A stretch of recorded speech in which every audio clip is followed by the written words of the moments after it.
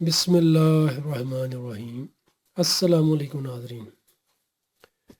ناظرین حکیم شاہد اقبال آپ کی خدمت میں حاضر ہے ایک بہت آسان سے گھریلو نسخے کے ساتھ۔ آج یعنی کہ میں آپ کو ایک بہت زبردست اور آسان گھریلو نسخہ بتانے جا رہا ہوں۔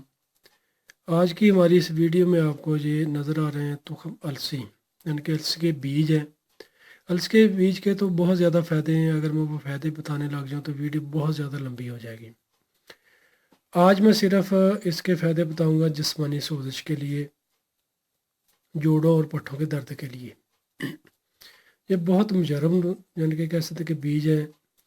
ایسے مریض جو کہتے ہیں کہ ان کے جسم میں سوزش بن جاتی ہے، جوڑوں اور پٹھوں میں درد رہتا ہے، سوزش بن گئی ہے، گھٹنے درد کرتے ہیں، اعصابی کمزوری ہے، پٹھوں میں بہت زیادہ تکلیف ہوتی ہے، اس سے یہ نجات دلانے کے لیے بہت مجرب بیج ہیں اور آپ کو فائدہ دیں گے۔ کتنے مہنگے بھی نہیں ہیں اور آسانی کے ساتھ آپ کو مل بھی جائیں گے۔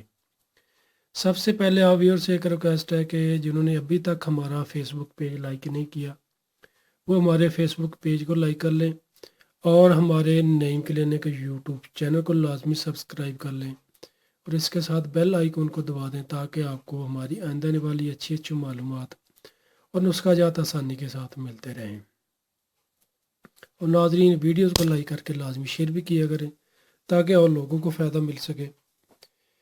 ناظرین تخم السی آپ نے لینے ہیں، صاف ستھرے لینے ہیں۔ اگر اس میں مٹی وغیرہ ہو یا کوئی کچرا وغیرہ تو اس کو اچھے طریقے سے دھو لیں اور دھونے کے بعد اس کو دھوپ میں خشک کر لیں۔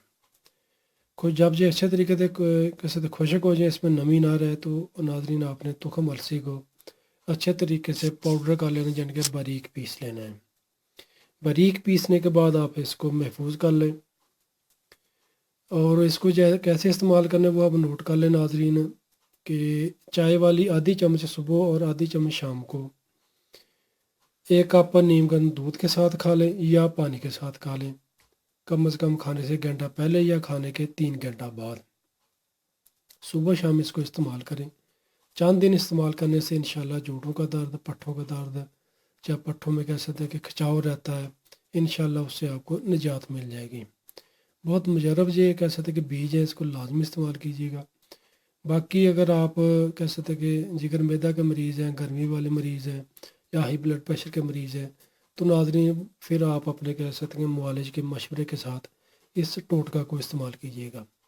باقی شفا دینے والی اللہ پاک کی ذات ہے، اللہ پاک پر یقین رکھ کے استعمال کیجیے گا، انشاءاللہ اللہ پاک آپ کو فائدہ دیں گے۔ شکریہ تو ناظرین، دعا میں یاد رکھیے گا۔ فی امان اللہ، السلام علیکم۔